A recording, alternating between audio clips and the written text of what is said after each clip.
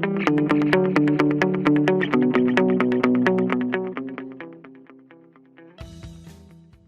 afternoon. Welcome to the Analyst. Today we'll be taking up 7 newspaper articles from the Hindu and the Indian Express and discussing them. The handout for the same will be available in the description of this video for your kind perusal. Please have a look at that. The first article that we'll take up is related to plastic pollution, as a research paper in the journal Science has observed that by 2050 we'll be dealing with about 12,000 million tons of plastic in the landfills and natural environment. That will be equivalent to about 2,000 times the mass of the pyramid of Giza. The second article is related to India-Nepal relations, as the first elections in Nepal have been held since the last year's Gen Z protests, and Balender Shah-led Rashtriya Swatantra Party has decimated the traditional political outfits in Nepal, defeating even the former Prime Minister of Nepal, KP Sharma Oli. Additionally, we'll take up 5 articles in the prelims pointers section which will be helpful for your prelims preparation. The first article is related to plastic pollution, as a research paper in the journal Science has observed that by 2050 we might be dealing with about 12,000 million tons of plastic waste accumulated in the landfills and natural environment. That will be equivalent to about 2,000 times the mass of the pyramid of Giza. So we will discuss the challenges associated with the plastic waste management, the global steps to tackle the plastic pollution, the steps taken by India to tackle the menace of plastic pollution, and a few suggestions in this regard. This is important in GS3 under the topic Conservation, Environmental Pollution and Degradation. First, let's start with some facts. The facts related to plastic pollution.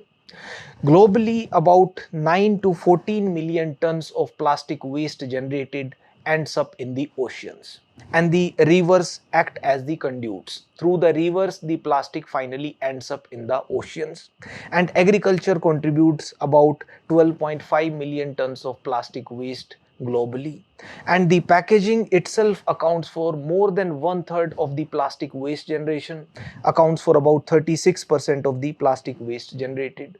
When we look at the data in India, more than 25,000 tons of plastic waste is generated in India each day, and about 40% of the plastic waste remains uncollected. Similarly, the Envis data has pointed out that about 22,000 tons of solid waste is generated in the Indian Himalayan region every day.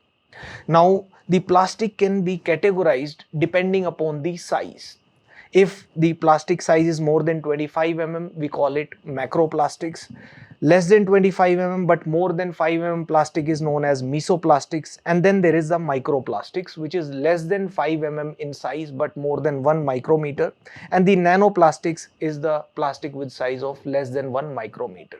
The microplastic is of particular concern because there is primary microplastic also and the secondary microplastic also. The primary microplastic is the one which enters the waste chain in the form of microplastic itself. For example, in the form of nurdles, pellets, beads, industrial raw material, abrasives, synthetic textiles, etc. Whereas the secondary microplastic is the microplastic which enters into the waste chain after getting weathered or fragmented. Initially it was not microplastic, it was bigger in size, but due to weathering or fragmentation, for example, the waste from the fiber, foam, fragments, large plastic products, for example, the degradation, gradual degradation of fishing gear, synthetic textiles, ship generated litter, etc. contribute to the microplastic generation. Now, why are we so concerned about the plastic waste generation? Because it has an adverse impact on both the health of the humans as well as the health of the environment. When we consider the health impact upon the humans, we are inhaling plastic. We are inhaling microplastic, for example, and as per some studies, an adult every year in India is inhaling more than 150,000 particles of microplastics. And the nanoparticles, they penetrate the skin itself. Now the larger particles, they are restricted through the nose itself, but the smaller particles, they end up into the lungs, penetrating even the kidneys also, and the microplastics, they accumulate in the liver and kidney as well. Now, the specific health risk because of the microplastics can be observed in terms of the impact on the brain, which causes nervous system impairment, functional impairment. When it enters the lungs, it causes an inflammatory response from the body, causing functional impairment of the lungs also. In terms of its impact on the liver, the microplastics can cause hepatic fibrosis and metabolic disorders. And in the kidney also, it causes significant impairment of the renal function. It causes ecological imbalance in the gut, therefore causing the metabolic disorders of the intestinal flora. In the genital system also, it causes the concerns regarding the reproductive capacity, impairing the reproductive capacity as well. Therefore, we need to deal with the microplastics specifically. Now, what are the challenges in dealing with the plastic waste generation? The first challenge is that the industrial need drives the usage of plastic. For example, the plastic is used for packaging, for textiles, for yarns, etc. And there is also no global treaty to deal with the plastic pollution. There were negotiations recently for signing a global plastic treaty, but talks have not taken off. And the alternatives to plastic, they have been costly. For example, biodegradable plastic. The biodegradable plastic is more costly than the conventional plastic, and the recycling also has been inefficient, as about 9% of the plastic is recycled in India, whereas about 79% is simply discarded, which ends up in the landfills and contributes to the plastic waste. And the microplastics, they are even more dangerous, because there are primary sources also and the secondary sources also, because of the weathering and fragmentation of the larger plastic particles. And there is the contribution from the marine plastic pollution as well. We can observe the adverse impact of the plastic pollution by looking at the average times that is taken for the decomposition of the plastic. For example, the grocery bags, they themselves take 1 to 20 years for degradation. Even the disposable diapers, the plastic bottles that we frequently use and throw them away, they take more than 400 years to be decomposed and degraded. The plastic beverage holder similarly taking 400 years. Tin cans, even foamed plastic cups, they even take 50 years to be completely degraded in the environment. Now, what are the steps that the world has taken for the plastic waste pollution? The UNDP India has the plastic waste management program that was run from 2018 to 2024, and there was a ban on the single-use plastics also. India has enforced the ban on the single-use plastic, and we came up with the Plastic Waste Management Amendment Rules 2022, which even enforce the extended producer responsibility, that the producer of the plastic, they also have the responsibility to collect the waste also. And the India Plastic Pact aimed that by 2030 we will be phasing out completely the single-use plastics. The Project Replan aims to ensure that we are mixing plastic with the cotton fibers so that the biodegradation can be improved.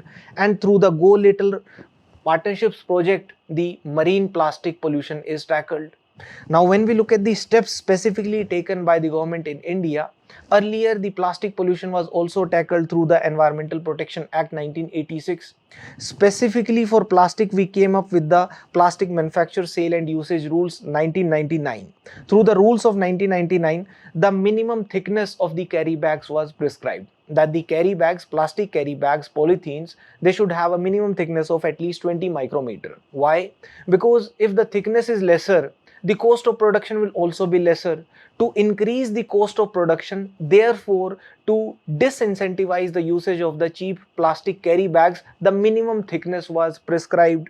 And subsequently, there were the amendment rules. For example, in 2011, the minimum thickness of the plastic carry bags was increased further to 40 micrometer to again increase the cost of production of the plastic carry bags. There was the introduction of the extended producer responsibility. The annual report was to be submitted by the plastic manufacturers regarding the plastic waste, and the explicit pricing of the carry bags was also introduced, that the carry bags, they should not be given away for free by the people selling the commodities, rather they should be priced. And further amendments were taken up in 2016 when the minimum thickness of carry bags was further increased to 50 micrometer, and in 2021 it was further increased to 75 micrometer, and in 2022 it was increased to 120 micrometer, and in 2021 we notified the single use plastic ban as well in India. Now, the recent Plastic Waste Management Amendment Rules 2024 were enforced. The rules of 2024 are one of the most comprehensive rules till now, as the definitions have been expanded. The manufacturer of plastics, they are now including the manufacturers of the biodegradable plastic also, plus compostable plastics also. The responsibilities of the local bodies have also been defined under the amendment rules of 2024, that they will be enforcing these rules, plus they will be prohibiting, they will be ensuring that the prohibited plastic, they are not in usage. For example, the carry bags having the thickness less than prescribed. The selling of the plastic raw materials will only be done to the registered manufacturers, the registered producers of the plastic. Additionally, the manufacturers of plastics and also the importers of plastic, they have the registration and reporting obligations, that they will be mandatorily reporting to the state pollution control boards, plus they will be submitting the annual reports to the state pollution control boards regarding the amount of plastic, the quantity of plastic that they have manufactured or they have imported.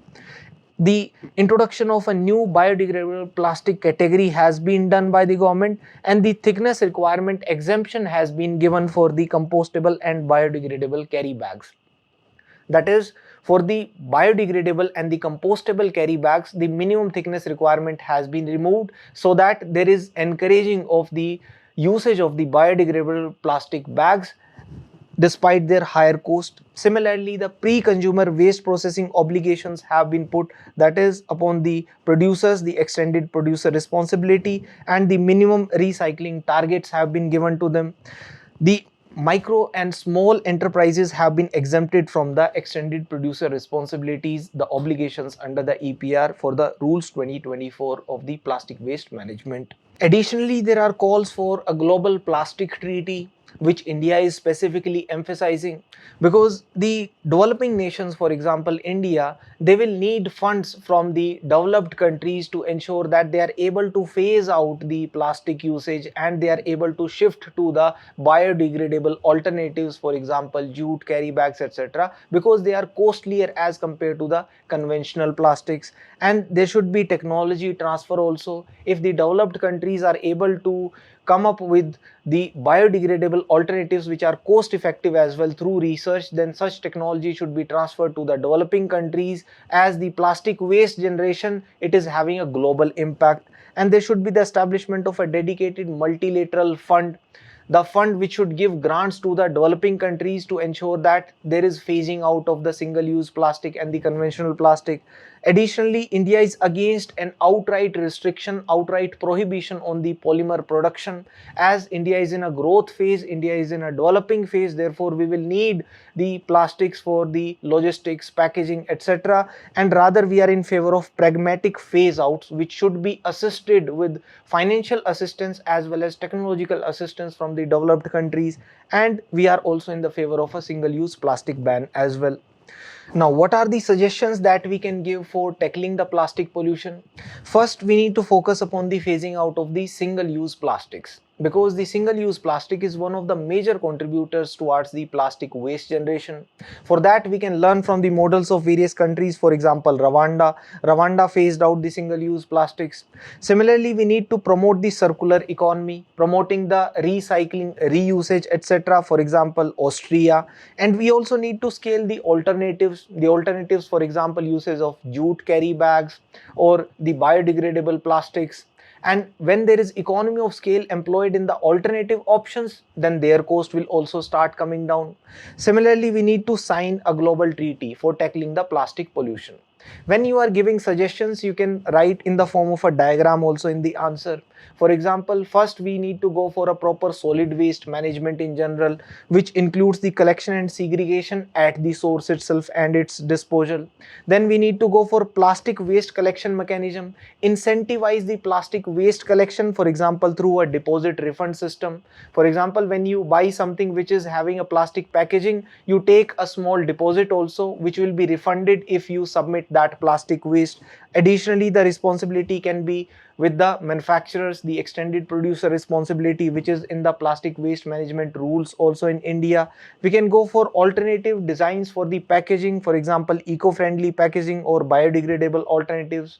The social behavior also needs to be targeted for ensuring that the circular economy is promoted. The government can also play its role, for example, by going for a complete ban on the production itself for the single-use plastic, and the legislation can also be taken up for levying the penalties in case there are any alternatives not explored. Then the scientific policy can also focus upon the alternatives, for example, the research and development for the remediation techniques as well. In the conclusion, we can quote Gandhiji that there is enough for everyone's need on earth but not enough for anyone's greed. Therefore, we need to go for sustainable alternatives. It is also our fundamental duty under the Constitution, under Article 51A Clause G, that it is the duty to protect and improve the natural environment, including forest, environment, lakes, wildlife, etc. There is a mains practice question also. What are the challenges associated with plastic waste management in India? Discuss the steps taken by the government to address the plastic pollution and suggest further measures to ensure sustainable plastic management. Please try to write it. The next article is related to India-Nepal relations, as the first elections were held in Nepal after last year's Gen Z protests in Nepal, and the Balender Shah-led Rashtriya Swatantra Party has decimated the traditional political outfits in Nepal, and it has come up with a majority, and Balender Shah is set to become the new Prime Minister of Nepal by defeating the former Prime Minister KP Sharma Oli also. So we will discuss the significance of Nepal for India, also the significance of India for Nepal, the challenges in the bilateral relations, and a few suggestions in this regard. This is important in GS2 under the topic India and its neighborhood relations. First, let's discuss the significance of India for Nepal. Nepal is a strategically located country. It is a buffer state between China and India, and it is sharing a boundary with several states of India, including Uttarakhand, Uttar Pradesh, Bihar, West Bengal, and Sikkim. Why is India important for Nepal? Because most of Nepal's foreign trade passes through India, and we are the largest trade partner of Nepal. 1/3 of the foreign direct investment in Nepal goes from India only. Similarly, it is important from the defense aspect, as we are giving them equipment. We train their army, we train their soldiers also. We have a joint exercise with Nepal, Surya Kiran. Additionally, the Gorkha regiment also borrows the people from the hilly regions of Nepal. Similarly, Nepal needs India for connectivity, because there are border checkposts, the integrated checkposts in the border region through which the trade happens. There is border infrastructure, there are rail links also, and there is frequent commute of the people from India to Nepal and from Nepal to India, and the citizens of Nepal, they even come to India for economic purposes. And Nepal also needs India for energy export as well. For example, there is the agreement with Nepal on the power trade, cross-border transmission, interconnection, and grid connectivity.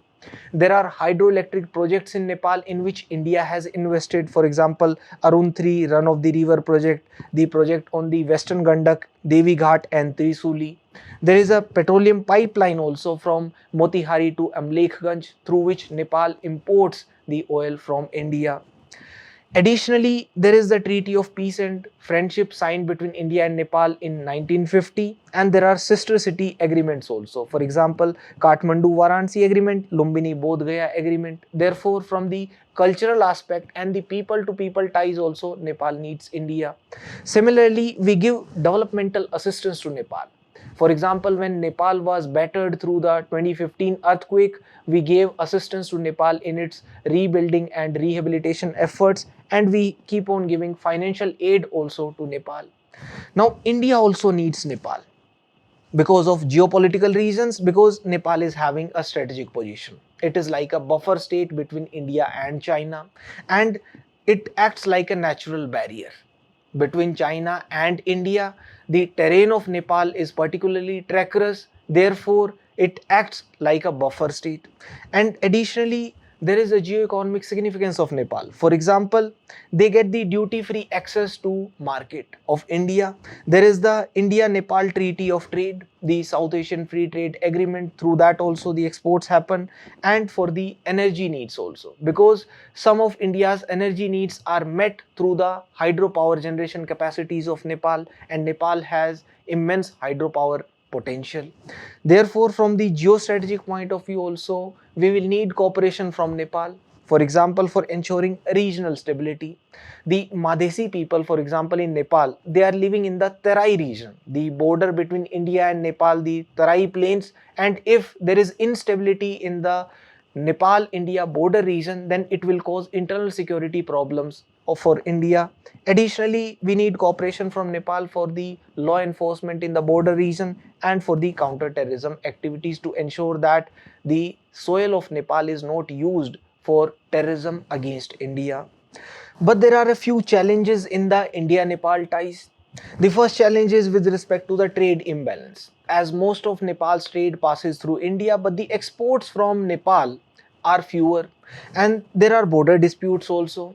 The boundary between India and Nepal, particularly in the western sector, is disputed, because the boundary between western Nepal and India was finalized through the Treaty of Sogoli 1816. That was to end the Anglo-Nepalese War. And through the Treaty of Sogoli, the Mahakali River was to be the boundary between India and Nepal in the western sector. But the representation in the initial maps prepared by the British from 1819 to 1850 showed Limpi Dhara to be the origin of the Mahakali River. That is claimed by Nepal, saying that this is the origin of Mahakali River, and therefore the Limpi Dhara Kalapani region belongs to Nepal as per Nepal's claims. But the position changed after the 1850s. The subsequent maps showed the Kalapani region as the origin of the Mahakali River. And this is the position of India also, that the Mahakali River originates from the Kalapani region. Therefore, the Limpi Dhara Kalapani region, this region belongs to India.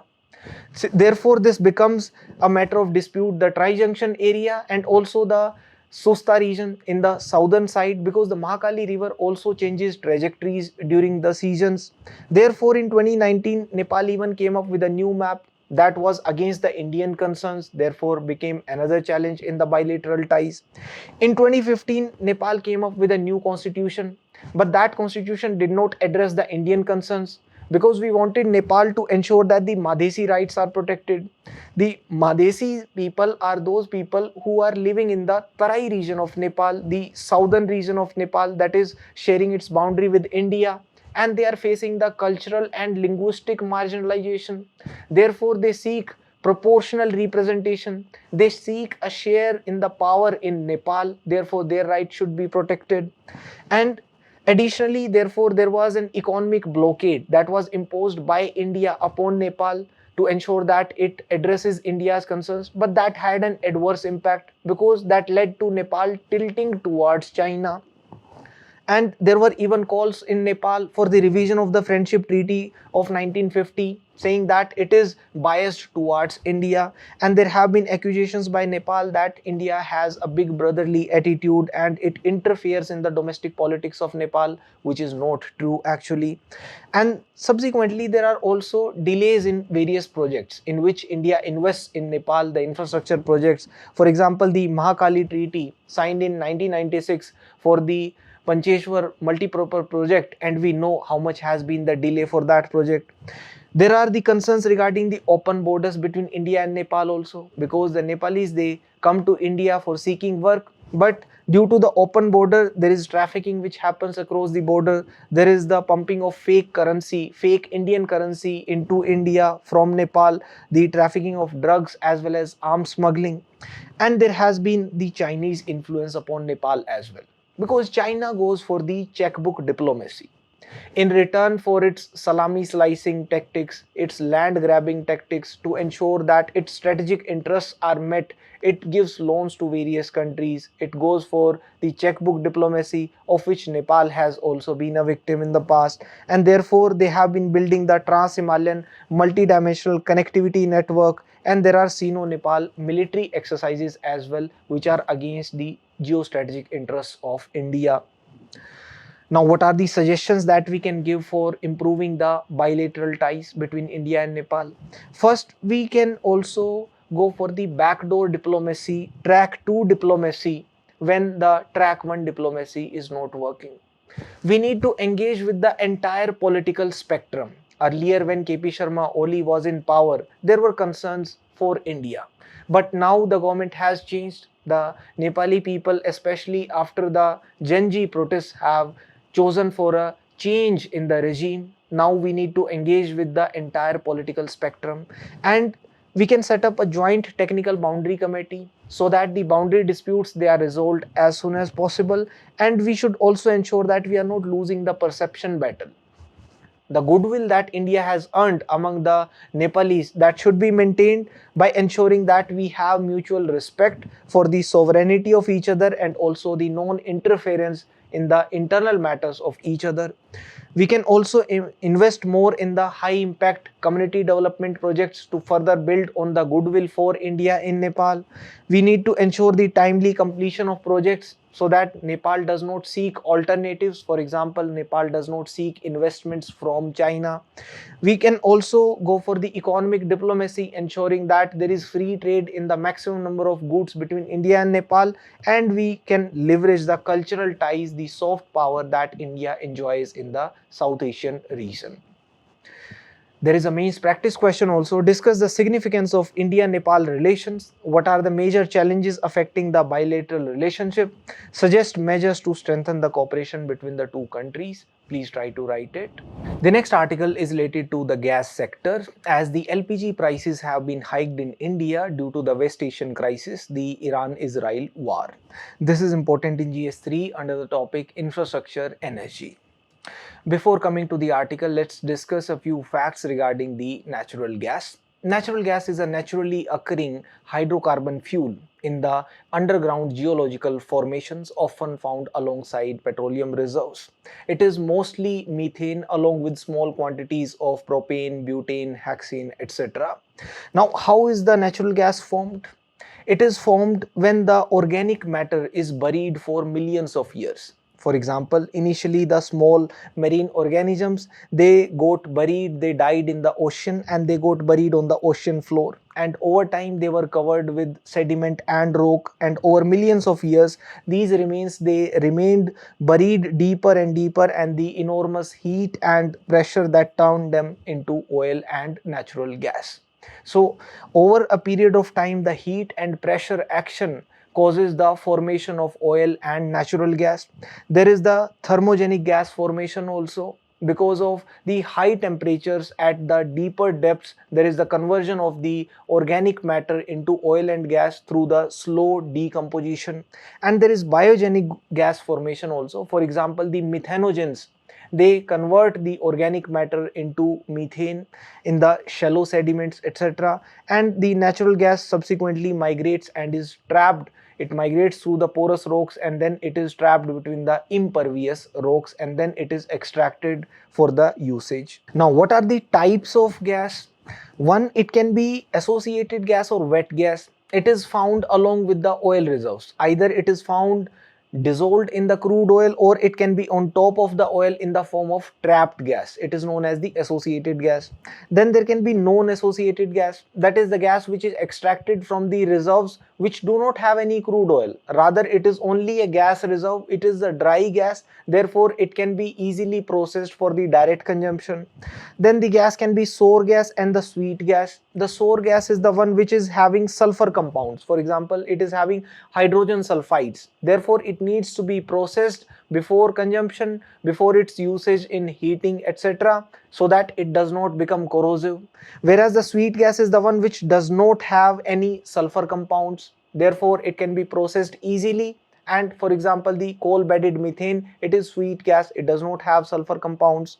And then there are unconventional sources of natural gas also. For example, the tight gas, which is found in between the rocks, trapped between the rocks, and the shale gas, etc. Now, what are the forms of natural gas? The natural gas, when it is extracted, it is compressed, it is liquefied in the form of liquefied natural gas. It is liquefied at the temperatures of the range of minus 160 degrees Celsius. and converted into a liquid form, then it is easily transported through the cryogenic tankers so that the logistics transportation becomes easy. When it is transported to another country, for example, it is imported into India, then at the import terminals it is regasified before it is transported via pipelines to the consumers.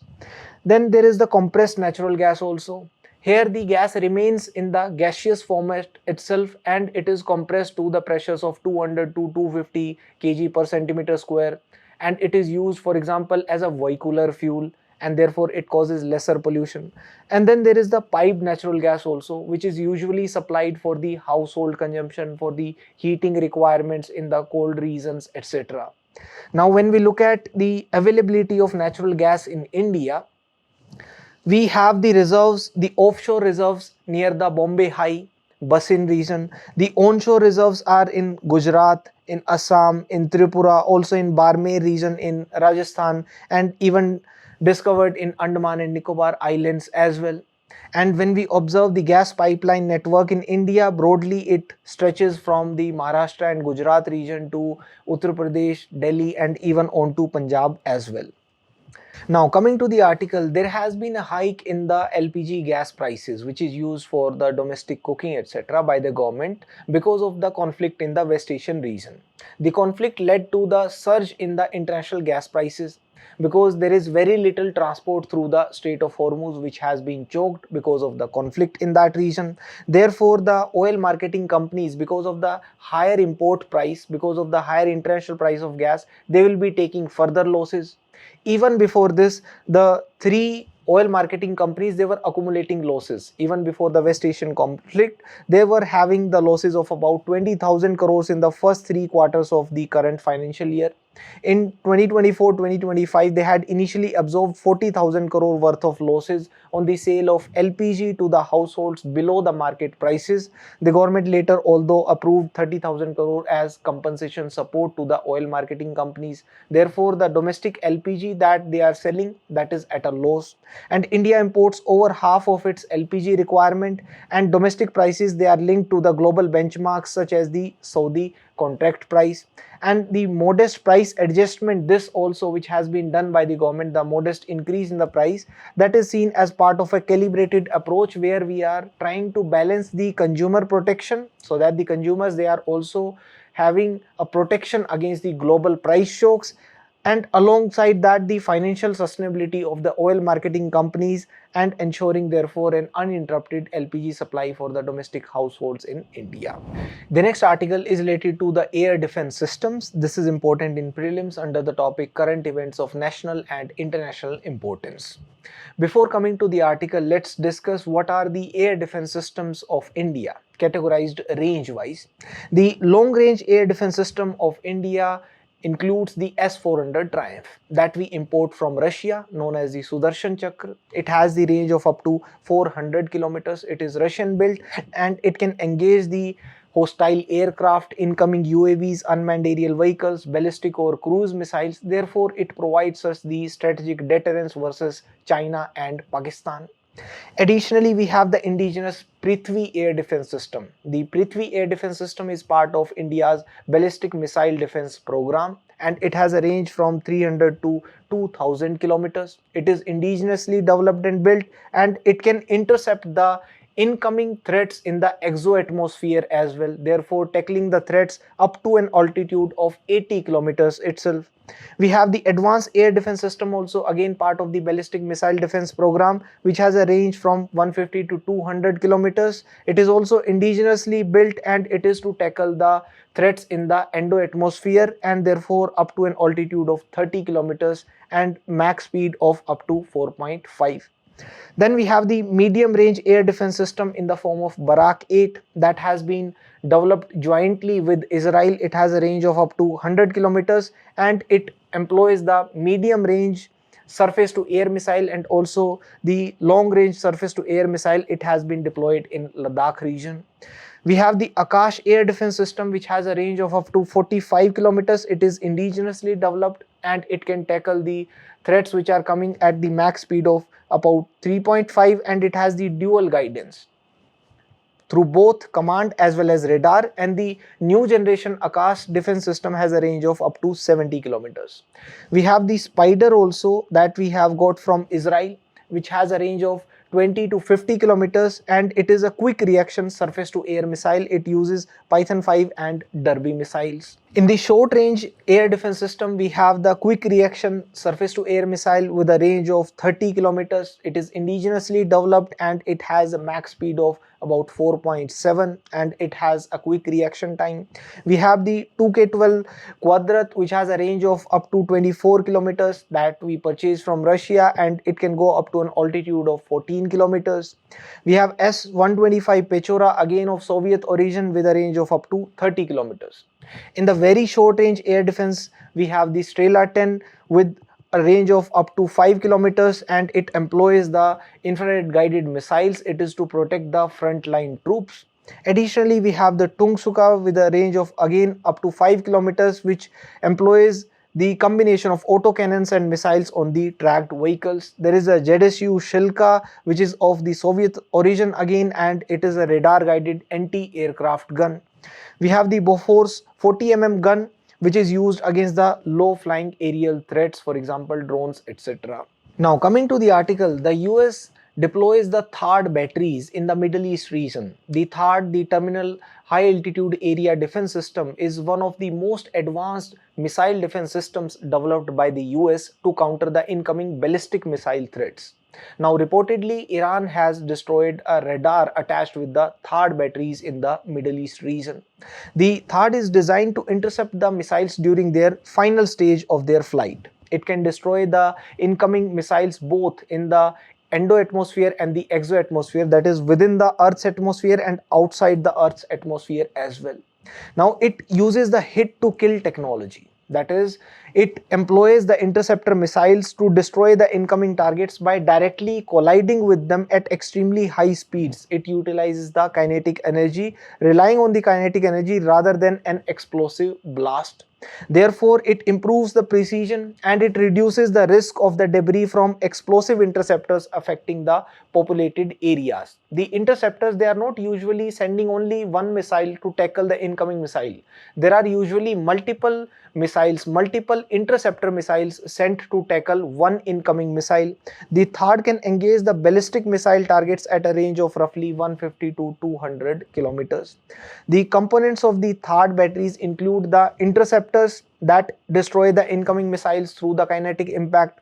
They also include the truck mounted launchers. Therefore, these are mobile launchers. The THAAD batteries, they are mobile, they can be taken anywhere, used to deploy the interceptors. The powerful ANTPY-2 radar, which detects and tracks the missile threats at a long range, and a tactical fire control and communications unit that coordinates the targeting and engagement and additional logistics and support equipment.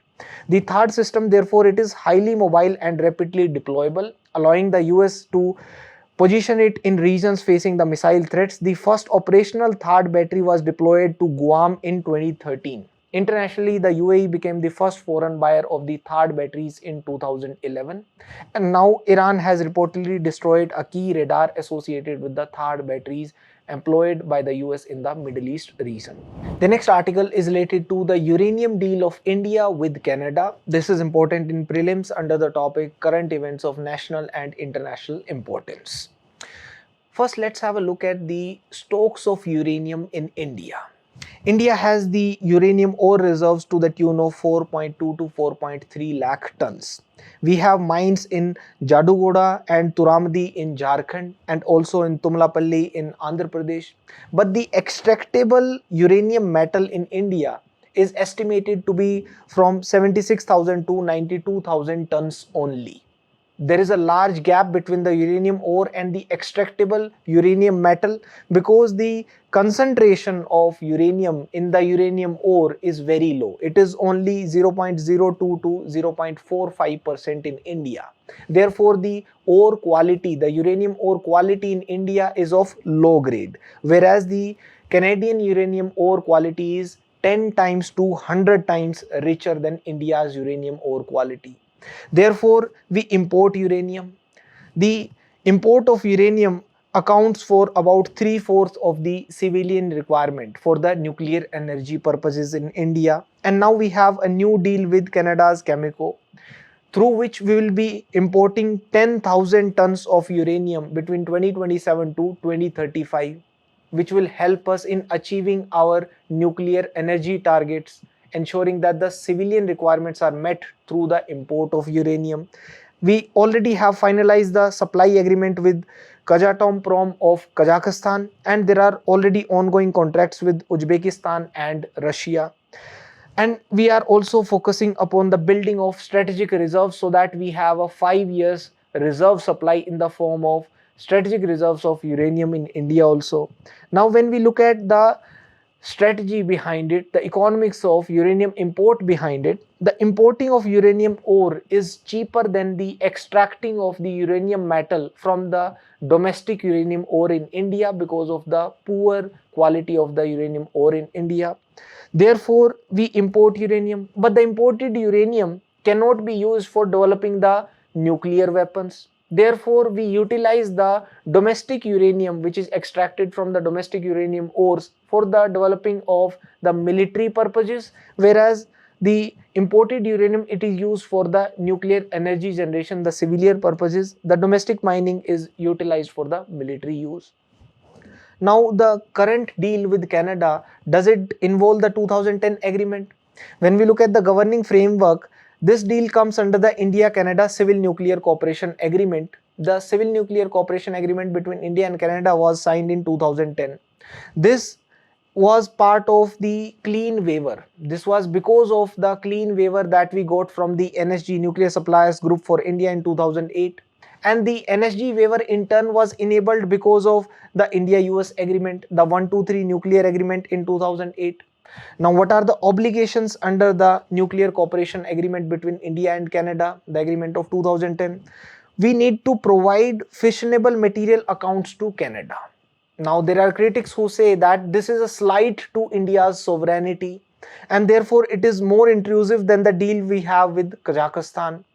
And therefore there has been a dual use criticism also by some sects that the imported uranium that will be used for the civilian purposes, the domestic ores, they will be used for the military purposes by India. Therefore the nuclear cooperation agreement that India signs, that is tacitly supporting, indirectly supporting India's nuclear weapons program. This has been the criticism by some scholars.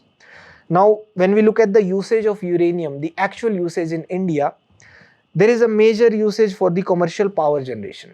We have 24 operational nuclear reactors which have a capacity of 9 gigawatt of nuclear power generation, and 700 megawatt pressurized heavy water reactors, they provide about 6 to 7 gigawatt, which accounts for about 3% of total electricity generation in India.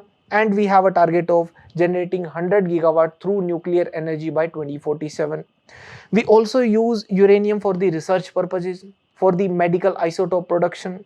We use it in the research reactors, for example, Dhruva in Trombay. We use it for production of medical isotopes, for example, technetium 99M and iodine 131. And it is also used for the advanced material science research. And it is needed for the future reactor deployment also. For example, in the Union Budget 2025-26 budget itself, 20,000 crores were allocated for promoting the development of small modular reactors in India, and it is required for the strategic purposes also. For example, developing nuclear warheads. Currently, it is estimated that India has about 170 nuclear warheads, and it will be needing for nuclear powered INS Arihant class submarines.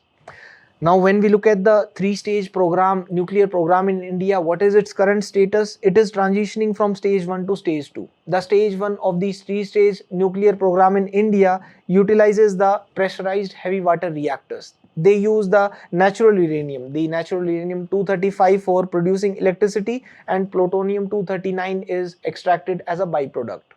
Whereas the stage 2 will be using the fast breeder reactors. They will be using a mixed oxide fuel of uranium 238 and the plutonium 239. This will be producing electricity and uranium 233 and more plutonium 239. These are known as breeders, the fast breeder reactors, because they produce more fuel than they consume. And we have the operational prototype fast breeder reactor in Kalpakkam. It is in the advanced stage of commissioning. In the stage 3, will be using advanced heavy water reactors which will use the plutonium 239 and thorium 232. We have immense thorium deposits. Almost 25% of the world's thorium deposits are in India, and they will produce electricity and further uranium 233. Now there will be certain challenges in the usage of uranium in India. First, there have been delays in the commissioning of the nuclear power plants, which led to the cost overruns. For example, the fast breeder test reactor was built in India in 1977 at Kalpakkam, and the prototype fast breeder reactor could not be sanctioned until the early 2000s because we were facing sanctions because of the post Pokhran 2 tests. And the doubling time, that is the time required to start a second reactor, the fuel has to be produced for fueling the second reactor, is about 15 to 20 years. Therefore, if we want to achieve the 100 gigawatt capacity for the nuclear energy production in India, that will require several doubling times. Therefore, it will require several decades. Hence, there has been an increased emphasis upon the uranium import. Therefore, we are signing the uranium import deals.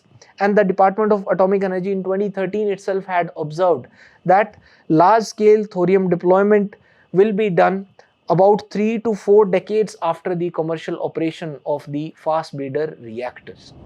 The next article is related to the Pradhan Mantri Jan Arogya Yojana and the appraisal of the scheme. This is important in prelims under the topic Economic and Social Development, Sustainable Development, Poverty, Inclusion, Demographics and the Social Sector Initiatives. Before coming to the article, let's discuss a few facts regarding the Pradhan Mantri Jan Arogya Yojana. This is touted to be the world's largest health assurance scheme, as it provides a cover of 5 lakh rupees per family per year. The beneficiaries are chosen through the socio-economic caste census of 2011.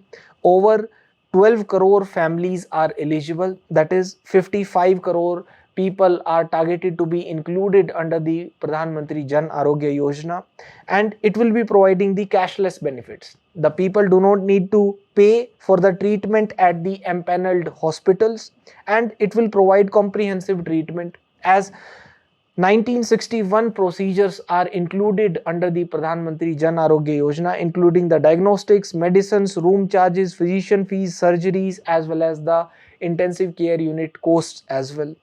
And it also includes the family floater scheme, that is the entire family is insured under it, and there is no restriction on the age, gender or the family size as well.